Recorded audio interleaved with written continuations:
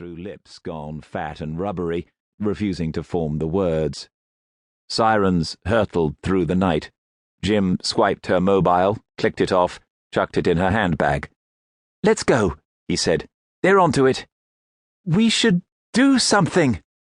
"We're too pissed," said Jim savagely. He took her arm. Not a cab to be seen on Wellington Street.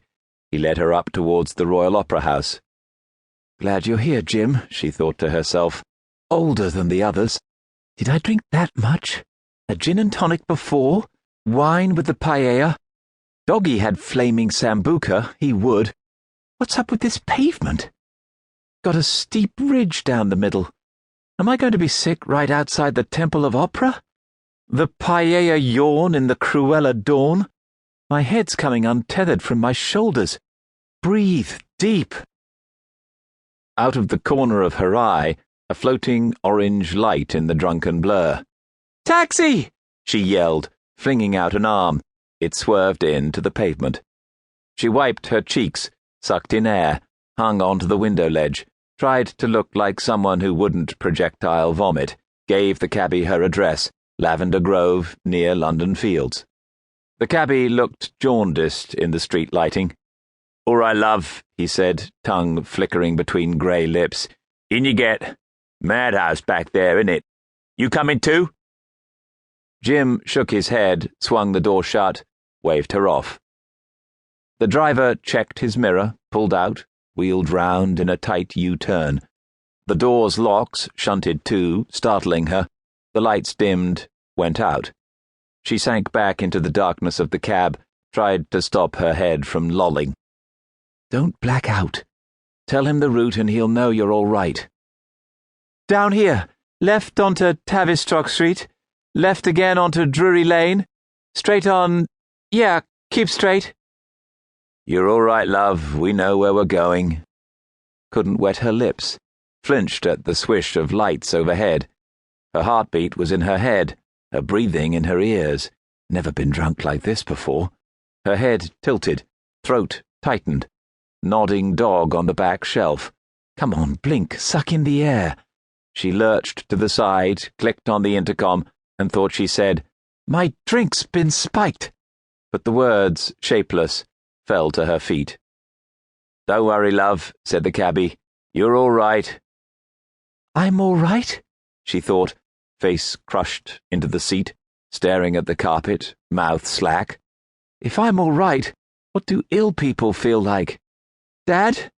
What's that, Dad?"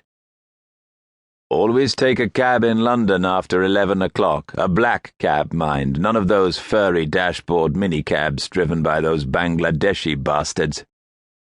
"What do you know? You're in Mumbai. I'm here in the smoke.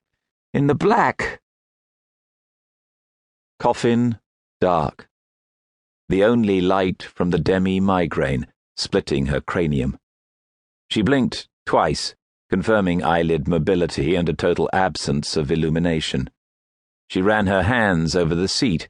It was the same ribbed seat of the cab she'd taken, but it wasn't moving.